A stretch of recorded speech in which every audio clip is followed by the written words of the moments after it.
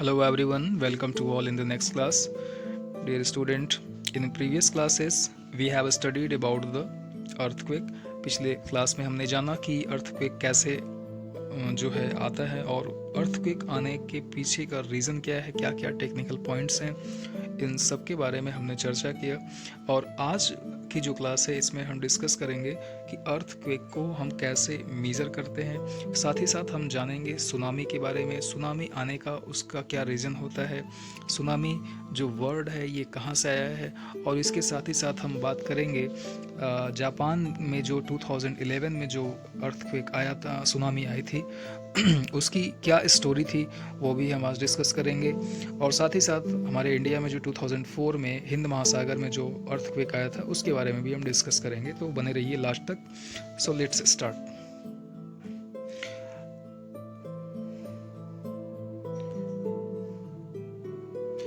An earthquake generate waves that travel all over the earth. ठीक है, earthquake क्या करता है? वेव्स जनरेट करता है। ठीक है, क्या जनरेट करता है? वेव्स जनरेट करता है। और ये जो वेव्स जनरेट करता है ये पूरे अर्थ तक पहुंचती हैं। These are called seismic waves, जिन्हें हम सेस्मिक वेव्स कहते हैं। क्या कहते हैं? सेस्मिक वेव्स कहते हैं।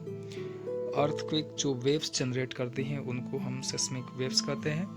Seismic waves are recorded by an instrument called seismograph. और इन सेस्मिक वेव्स को हम रिकॉर्ड करते हैं अपने एक इंस्ट्रूमेंट के द्वारा। इंस्ट्रूमेंट मतलब एक मशीन के द्वारा, जिसको हम बोलते हैं सिस्मोग्राफ। ये आपका एक सिस्मोग्राफ यंत्र है, मशीन है, टूल है, जिसकी हेल्प से हम सिस्मिक वेव्स को रिकॉर्ड करते हैं। The magnitude of an earthquake is measured on Richter scale. ठीक है, और इस सिस्मिक ग्राफ में एक रेक्टर स्केल लगी हुई होती है, जिसमें कि हम अर्थक्वेक की जो मैग्नीट्यूड है, मैग्नीट्यूड का मतलब होता है अर्थक्वेक की जो तीव्रता है, उसको हम मेजर करते हैं। ठीक है, the numbers on this scale range from 1 to 10। इस रेक्टर स्केल पर की जो रेंज होती है वो 1 से 10 तक होती है। और इसी 1 से 10 तक के अंदर हम जो है रेक्टर सिस्मिक ग्राफ की जो अर्थक्वेक का जो मैग्नीट्यूड होता है उसको हम मेजर करते हैं। Earthquake below 6 are considered as moderate and mild, and those above 6 are considered as severe. कहने का मतलब ये है कि अर्थक्वेक अगर 6 के बिलो है रेक्टर स्केल पे, अर्थक्वेक का जो मैग्नीट्यूड है वो 6 से कम बता रहा है, तो इस तरह के जो भूकंप होते हैं, अर्थक्वेक जो होते हैं वो मॉडरेट लेवल के होते हैं, है ना। मॉडरेट लेवल का मतलब हल्के फुल्के होते हैं, उससे बहुत ज़्यादा हमें कोई प्रॉपर्टी या लाइफ की लॉस नहीं होता है। लेकिन अगर ये 6 से एबव चले जाते हैं, अर्थक्वेक का जो मैग्नीट्यूड है वो 6 नंबर से एबव चला जाता है, ऊपर चला जाता है, तब ये आपके डिस्ट्रक्टिव हो जाते हैं, विनाशक हो जाते हैं। ठीक है, तो यहाँ पे ये सारे पॉइंट्स क्लियर हो गए कि यहाँ पे अब क्या क्या चीज़ें आपको ध्यान देना है। सेस्मिक वेव्स क्या होते हैं, सेस्मोग्राफ क्या होता है, रेक्टर स्केल क्या होता है, इन 3 पॉइंट्स को यहाँ पे ध्यान देना है। ठीक है, ओके। बात करें इफेक्ट ऑफ एन अर्थक्वेक, तो an earthquake always causes destruction of lifes and property. जब भी अर्थक्वेक आता है तो वो हमारे लाइफ को क्या करता है? डिस्ट्रक्शन का मतलब होता है विनाश करता है, किसका? लाइफ और प्रॉपर्टी का, दोनों का। ठीक है, the under sea earthquake can cause disasters like tsunami. लेकिन जब यही अर्थक्वेक सी मतलब समंदर के अंदर आ जाए तो उससे सुनामी आ जाती है। They cause harm to the lifes in the water, और इसकी वजह से वाटर में जो लाइफ्स है, जो जलीय जीव है, उनका डिस्ट्रक्शन हो जाता है। ठीक है, the earthquake also causes landslides and fires. जब अर्थक्वेक आता है तो उसकी वजह से जो हमारी पृथ्वी है वो हिलती है, जो उसकी वजह से हिलने की वजह से जो लैंडस्लाइड्स भी आ जाते हैं और कहीं कहीं फायर भी लग जाती है। ठीक है, लैंडस्लाइड्स का मतलब होता है ज़मीन का स्लिप करना, खिसक जाना। They disrupt the transport and communication system, और इसकी वजह से जो हमारे ट्रांसपोर्ट और कम्युनिकेशन सिस्टम है, ये सभी चीज़ें आपकी बाधित हो जाती हैं। ठीक है, अब हम बात करेंगे नेक्स्ट, हमारा जो टॉपिक है वो है tsunami. The word tsunami is of the Japanese origin meaning harbour wave. अब बात करें ये जो वर्ड सुनामी है ये आया कहाँ से। ये वर्ड सुनामी आपका आया है जापान से। ये एक जापानीज वर्ड है और इसका मीनिंग होता है हार्बर वेव। वेव का मतलब होता है तरंगे या आप कह सकते हो लहरें, और हार्बर का मतलब होता है समुद्र के जो तट होते हैं उसको हार्बर बोलते हैं। तो समुद्र के तटों पर जो लहरें आती हैं उन्हें हम हार्बर वेव्स कहते हैं। ठीक है, और इसी को हम सुनामी भी कहते हैं।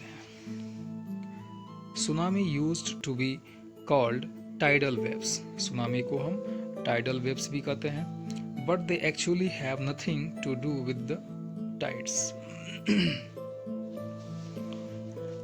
अब ये जो सुनामी होते हैं, tsunami use to call tidal waves, tsunami को हम टाइडल वेव्स भी कहते हैं, but they actually have nothing to do with the tides. लेकिन ये एक्चुअली में होते क्या है, ये जो टाइड्स होते हैं उन्हीं का एक विशाल रूप होते हैं। ठीक है, a tsunami is a huge wave in the ocean that develops as a result of an earthquake, volcanic eruption, under sea landslides और न्यूक्लियर स्ट्राइक। अब क्वेश्चन ये आता है कि ये सुनामी आते क्यों हैं, इनके पीछे का जो टेक्निकल रीज़न है वो क्या है। तो इनके पीछे का जो सबसे बड़ा रीज़न है वो है आपका पहला अर्थक्वेक, दूसरा है आपका वोल्केनिक इरप्शन। ठीक है, तीसरा है आपका अंडर सी लैंडस्लाइड्स और न्यूक्लियर स्ट्राइक। पहला तो ये है, आपने जाना कि अगर समंदर के अंदर अर्थक्वेक आ गया तो उसकी वजह से आपके जो है सुनामी आती है। दूसरा है वोल्केनिक इरप्शन, अगर समुंदर के अंदर या समुंदर के किनारों पे वोल्केनिक इरप्शन होता है तो वोल्केनिक इरप्शन जब आता है तो जो टेक्टोनिक प्लेट्स हैं वो उनमें मूवमेंट आ जाता है, उनमें अचानक शॉक आता है और उसकी वजह से वेव्स उत्पन्न होती हैं, अर्थक्वेक आने के चांसेस बढ़ जाते हैं और उसकी वजह से भी सुनामी आ जाती है। तीसरा है अंडर सी लैंडस्लाइड्स, समंदर के अंदर भी जिस तरह से समंदर के बाहर ऊंचे पर्वत पहाड़ हैं और प्लेन्स हैं, तो ठीक वैसी ही जो है संरचना, वैसा ही कंस्ट्रक्शन हमारे सी के अंदर भी होता है। वहाँ पे भी कहीं पर्वत हैं, कहीं पहाड़ हैं, कहीं पे प्लेन मैदान है, कहीं पे ढाल हैं। ठीक है, तो वहाँ पे भी जो है लैंडस्लाइड्स, जिस तरह से हमारे बाहर जो है पहाड़ खिसक जाते हैं, उसी तरह से जो है समंदर के अंदर जो बड़े बड़े पहाड़ के जो चट्टाने हैं वो भी कभी कभी स्लिप करके या उनमें भी लैंडस्लाइड्स हो जाता है। तो एक रीज़न ये हो गया कि समंदर के अंदर अगर लैंडस्लाइड्स हो जाता है तो उसकी वजह से भी आपके सुनामी आ जाते हैं। नेक्स्ट जो आपका पॉइंट है वो है न्यूक्लियर स्ट्राइक। न्यूक्लियर स्ट्राइक का मतलब अगर कहीं आपके न्यूक्लियर स्ट्राइक होती है ना, न्यूक्लियर वार होता है, तो उसकी वजह से अर्थक्वेक आता है और जिसकी वजह से आपके सुनामी आने के चांसेस बढ़ जाते हैं। It can reach about a height of 100 feet or 30 meters with a great speed.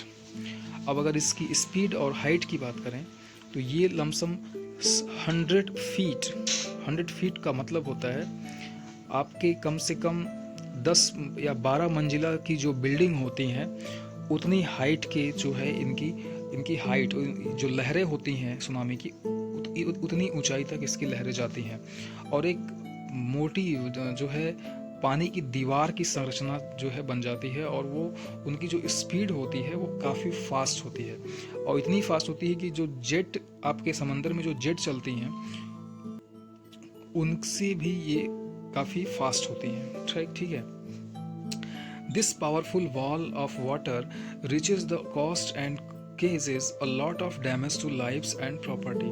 और जब ये वॉल उतनी ऊंचाई के साथ और उतनी स्पीड के साथ जब किनारों तक पहुंचती हैं तो फिर आप समझ सकते हो कि उससे जो है कई मंजिलें जो काफ़ी 8 मंजिलें 10 मंजिला जो बिल्डिंग्स हैं वो बिल्डिंग्स भी जो है पूरी धराशायी हो जाती हैं, बड़े बड़े ब्रिज टूट जाते हैं, जो कारें हैं व्हीकल्स हैं वो सारे जो है आपके उनको बहा करके ले जाती हैं और उससे लाइफ और प्रॉपर्टी दोनों का डिस्ट्रक्शन होता है। ठीक है।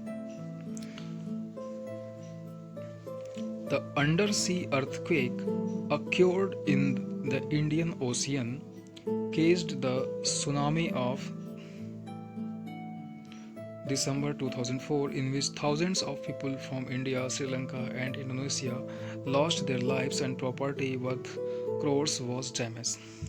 ऐसा ही एक सुनामी 2004 में हमारे इंडियन ओशियन में आया था। ठीक है।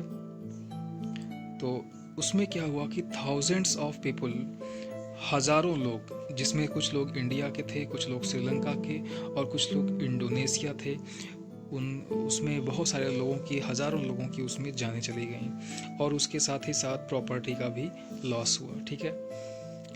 ऐसे ही एक स्टोरी है जापान अर्थक्वेक की, जो कि 2011 में आया था। तो इसकी स्टोरी भी हम जान लेते हैं। One of the most deadly earthquake in recent times that measured 8.2 on the Richter scale. लगभग 8.2 रिक्टर स्केल का एक अर्थक्वेक जापान में मार्च 2011 में आया था और ये जो है इतना विनाशकारी था कि लगभग 10,000 लोग जो है लोगों की इसमें जाने चली गई थी। ठीक है। और साथ ही साथ मिलियंस वर्थ मिलियंस डैमेज, और करोड़ों रुपया इसमें जो है प्रॉपर्टी इसमें लॉस हो गई थी। This result in major tsunami which brought destruction and causes the loss of thousands lives and devastated entire towns. और इससे जो है जापान का लगभग पूरे जो शहर होते हैं उसमें हर शहर में हज़ारों लोगों की जाने गई थी, प्रॉपर्टी का लॉस हुआ था। ठीक है।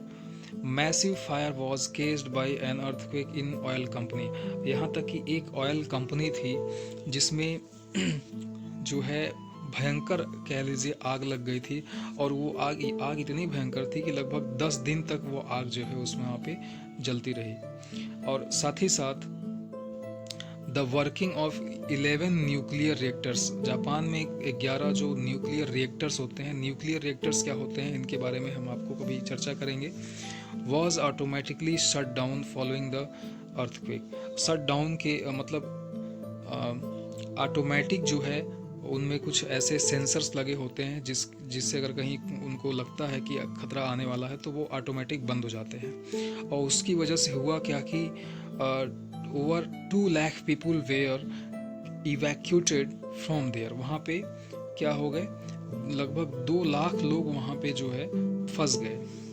The problem were further compounded when a volcano also erupted, sending ash and rocks over 2 miles into the air। और साथ ही साथ लगभग जो वहीं पे सुनामी तो आया ही और साथ में आपके वॉल्केनिक इरप्शन भी हो गया। ठीक है। पहले तो आग लगी ऑयल कंपनी में, फिर उसके बाद न्यूक्लियर रिएक्टर्स अपने आप सारे बंद हो गए। वहाँ पे जितने भी लोग काम कर रहे थे, लगभग 2 लाख लोग, वो सारे वहीं पे क्या हो गए, रुक गए, वहाँ पे अवरुद्ध हो गए।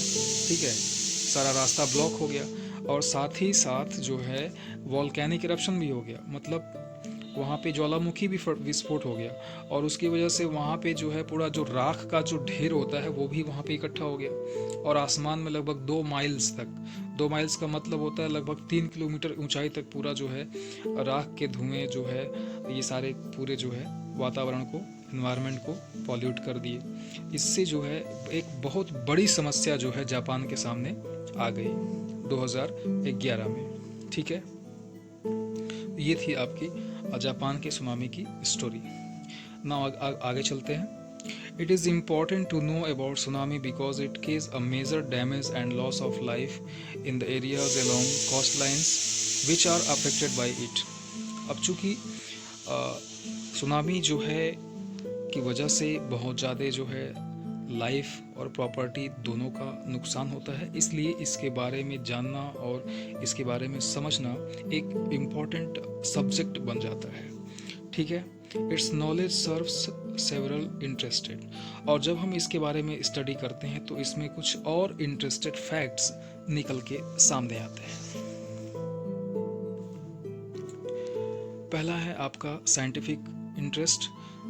वैज्ञानिकों का इसमें इंटरेस्ट बढ़ जाता है इस पर्पज से कि आखिर ये सुनामी आता क्यों है और इसके आने का रीज़न क्या होता है, और जब ये आता है तो इसमें क्या क्या जो है नया मैटर्स ये अपने साथ लेकर के आता है। तो इन सभी चीज़ों की वजह से साइंटिफिक इंटरेस्ट इसमें बढ़ जाता है। ठीक है। दूसरा है कल्चरल इंटरेस्ट। अब चूंकि जब ये सुनामी आता है तो इससे लाइफ और प्रॉपर्टी दोनों के जो है डिस्ट्रक्शन होता है, लॉस होता है, और जब वहाँ पे एक भयंकर तबाही लेकर के जब ये आता है तो उसके जो निशान होते हैं, उसके जो वो हमेशा के लिए वहाँ पे बने रहते हैं। Technological interest. अब इसके साथ ही साथ टेक्नोलॉजिकल इंटरेस्ट भी बढ़ जाता है, क्योंकि जब आपकी सुनामीज़ वगैरह आते हैं तो सुनामी जैसे सब कोई सुनामी आ रहा है तो उसके आने से ठीक पहले ही हम कैसे ऐसा कोई इंस्ट्रूमेंट बना दें कि उस सुनामी के आने के पहले हमको इन्फॉर्मेशन दे दे और हम सबको अपने पब्लिक को इन्फॉर्म कर दे ताकि वो जगह खाली कर दी जाए। ठीक है। और अगर वो आ रहा है तो उससे बचने के लिए और क्या क्या उपाय हैं, इन सभी चीज़ों के बारे में इंटरेस्ट बढ़ जाता है। ठीक है। तो ये था आपका टॉपिक सुनामी, जो आपका लगभग क्लियर हो गया। आई होप आप लोग को जो है बेटर तरीके से समझ में आया होगा।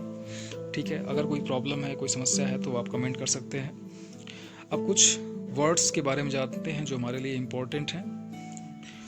Volcano, usually a conical mountain or hill with an opening through which lava, rocks, fragments, hot vapour और गैस आर इरप्टेड। वोल्केनो क्या है? एक कॉनिकल माउंटेन है या हिल कह सकते हैं, जिसमें से क्या होता है, हमेशा लावा निकलता है, रॉक फ्रैगमेंट्स निकलते हैं, हॉट वेपर निकलता है और गैसेस निकलती हैं। ठीक है। क्या क्या निकलते हैं वोल्केनो से? लावा निकलता है, रॉक फ्रैगमेंट्स निकलते हैं, रॉक फ्रैगमेंट्स का मतलब पत्थरों के टुकड़े होते हैं, हॉट वेपर होता है, गर्म जो है पानी की वाष्प होती है, और गैसेस निकलती हैं। ठीक है। अर्थक्वेक क्या है? Disturbance in the earth. जब हमारे अर्थ में डिस्टर्बेंस होता है, that case trembling and shaking of the surface violently.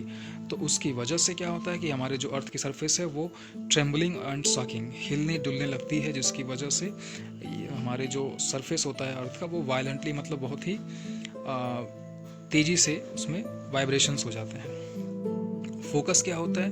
वो पॉइंट होता है जहाँ पे earthquake inside the earth where the destruction occurs. Focus वो पॉइंट होता है जहाँ पे सबसे पहले डिस्ट्रक्शन को नोटिस किया जाता है, जहाँ पे सबसे पहले शॉक को, अगर कोई शॉक लगता है हमारे अर्थ के क्रस्ट पे, जहाँ पे प्लेटें आपस में टकराती हैं, यहाँ पे जहाँ से वाइब्रेशन स्टार्ट होता है उसी को फोकस बोलते हैं। एपी सेंटर क्या होता है? The point on the earth surface directly above the focus. अब जहाँ पे हमारा फोकस, जहाँ पे हमारा अर्थक्वेक स्टार्ट हुआ, उसके बाद की जो एरिया होती है, उसके बाद जहाँ तक हमने अर्थक्वेक को फील किया, उसको हम एपी सेंटर बोलते हैं। सिस्मोग्राफ क्या होता है? एक इंस्ट्रूमेंट होता है that record the size, force and direction of earthquake, जो कि अर्थक्वेक का साइज क्या है, फोर्स क्या है, किस डायरेक्शन में है, ये सभी चीज़ों को रिकॉर्ड करता है। रिक्टर स्केल क्या है? एक ऐसा स्केल है which the magnitude strength of an earthquake is represented, जहाँ पे हमारे अर्थ की तीव्रता कितनी है, वो कितना तेजी से जो है वो आ रहा है, इन सभी चीज़ों को मेजर करता है। ठीक है। तो I hope you everyone got better understand. So I hope you will like the video. Thank you for watching.